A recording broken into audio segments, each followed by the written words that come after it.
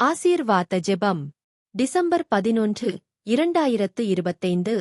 கருணையுள்ள பிதாவே, இந்நல்ல காலையில் நம்மை நாளுக்கு தயாராக்கிய அமைதியான உறக்கத்திற்காக உமக்கு நன்றி செலுத்துகிறோம். உமது நிலையான அன்பும் இடையறாத வழிகாட்டுதலும் எங்கள் இதயங்களை ஆறுதலாலும் நம்பிக்கையாலும் நிரப்பி எதிர்காலத்தை தைரியமாக எதிர்கொள்ளத் தூண்டுகின்றன.